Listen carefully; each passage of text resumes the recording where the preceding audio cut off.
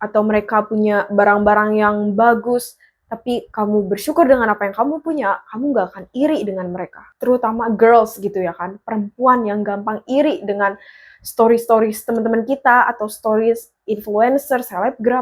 Hey guys, welcome back again. It's me, Rifi, and I'm 17. Bagaimana caranya agar kita bisa bersyukur di era media sosial saat ini? Yang seperti kalian tahu kan, siapa sih yang nggak pernah, terutama kaum perempuan gitu, yang nggak pernah jealous ngelihat story cewek-cewek lain, atau yang nggak pernah ngerasain kayak kok dia punya ini, kok dia punya itu, hidup dia happy banget, dan lain-lain. Aku pun juga pernah seperti itu. Dan di video kali ini, aku mau ngasih tahu bagaimana caranya agar kita tuh belajar bersyukur dan menerima apa yang kita punya saat ini di era media sosial sekarang. Aku tuh pernah iri sama temen aku di sosmed karena aku ngeliat story dia jalan-jalan terus, karena aku ngeliat dia bisa beli apapun itulah. Aku tuh ngerasa kayak apa cuma aku yang ketinggalan gitu. Dan kadang aku ngeliat teman-teman aku udah pernah ke tempat ini, pernah ke tempat itu, dan terus aku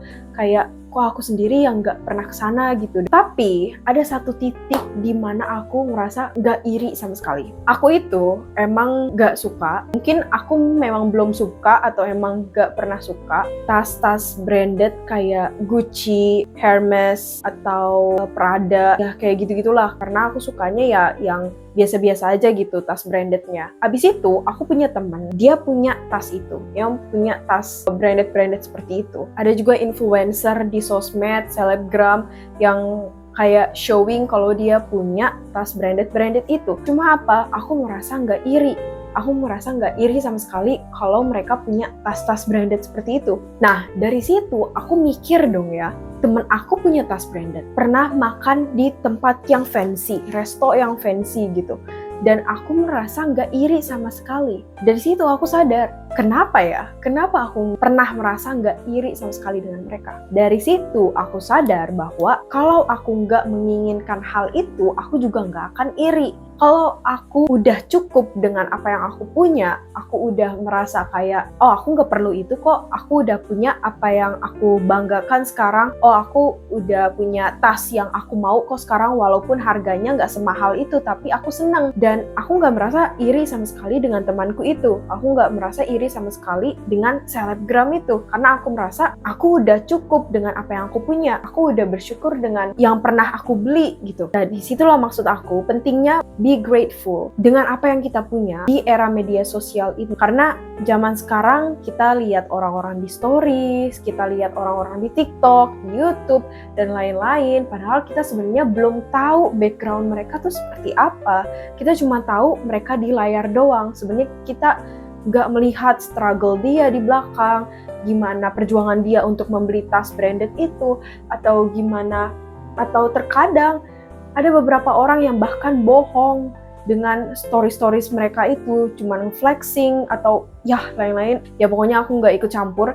Tapi yang pengen aku kasih tahu sekarang adalah kalau misalnya kamu bisa menerima apa yang kamu punya saat ini dan kamu bersyukur dengan apa yang kamu punya, kamu nggak akan iri dengan orang-orang itu. Teman-teman aku udah pernah ke tempat ini, udah pernah ke fancy restoran, terus mereka punya tas branded atau yang apapun itulah. Nah, tapi kalau dalam diri aku aja nggak mau, dalam diri aku aja itu udah cukup dengan apa yang aku punya, aku senang di fase aku sekarang, aku bersyukur akan hal itu, ya aku nggak akan iri dengan dia. That's why di era media sosial sekarang, terutama girls gitu ya kan, perempuan yang gampang iri dengan stories teman-teman kita atau stories influencer, selebgram. Pentingnya punya rasa bersyukur di era sekarang itu life changing banget loh. Kayak kamu kalau misalnya udah tahu caranya bersyukur dan bisa menerima apa yang kamu punya, tanpa punya rasa iri sekalipun dengan teman-teman kamu yang udah level up atau mereka punya barang-barang yang bagus, tapi kamu bersyukur dengan apa yang kamu punya, kamu gak akan iri dengan mereka. Karena kamu bisa menerima diri kamu apa adanya. Walaupun aku pengen banget seperti orang itu, walaupun aku pengen mencapai posisi itu banget, tapi karena aku masih bisa bersyukur, aku masih bisa menerima diri aku yang sekarang, ya aku merasa cukup gitu. Aku masih merasa kayak gak iri dengan mereka gitu. Tapi aku menanamkan diri aku itu untuk terus belajar, tetap belajar agar aku bisa mencapai titik itu. Dan hilangin yang namanya iri hati, hilangin yang namanya dengki sama orang lain. Itu penyakit hati banget.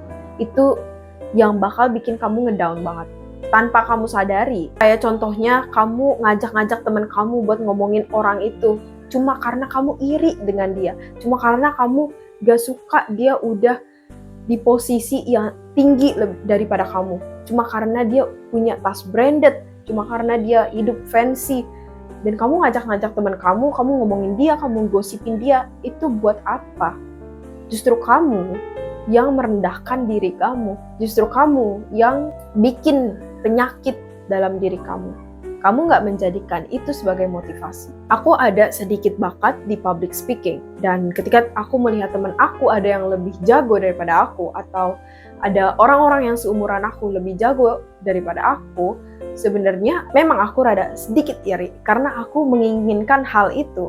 Tapi aku menjadikan itu sebagai motivasi untuk lebih baik ke depannya, bahwa aku bisa juga seperti mereka. Aku bisa lebih baik lagi public speakingnya. Daripada kamu muncul rasa iri, mending kamu ubah rasa iri itu jadi kemotivasi. Kita kan punya mimpi yang besar, bukan berarti kita tuh gak bersyukur dengan apa yang kita punya saat ini. Kayak contohnya ada orang terdekat kamu, atau misalnya selebgram yang udah mencapai titik di posisi yang kamu tuh ingin banget di posisi seperti mereka gitu. Kamu ingin banget di posisi itu. Kamu tuh lagi berusaha banget untuk mencapai posisi itu. Dan tapi teman kamu udah mencapai posisi itu. Daripada kamu nimbul rasa iri hati, nimbul rasa dengki, atau kamu ingin menjatuhkan mereka, mending gak usah, mending jadikan itu sebagai motivasi bahwa kamu bisa juga seperti dia.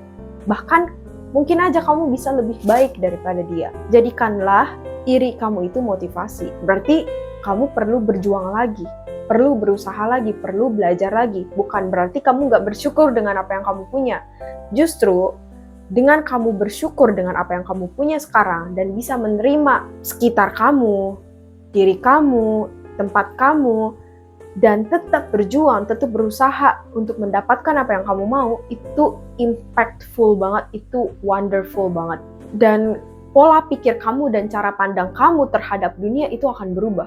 Menurut aku, dengan kita bersyukur dengan apa yang kita punya, aku jadi merasa bahwa aku cukup gitu loh.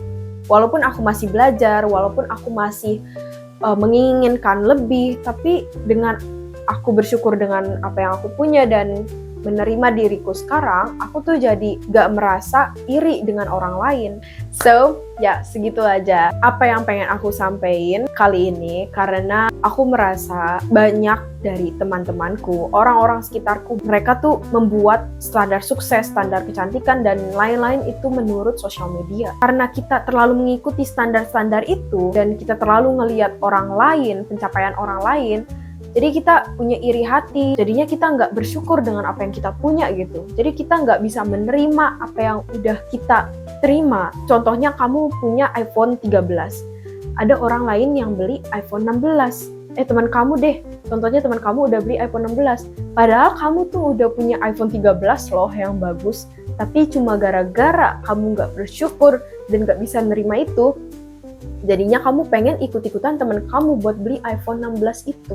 Jadi itulah pentingnya punya rasa syukur dan pentingnya bisa menerima diri kamu apa adanya. Pentingnya untuk menerima situasi yang lagi kamu alami saat ini.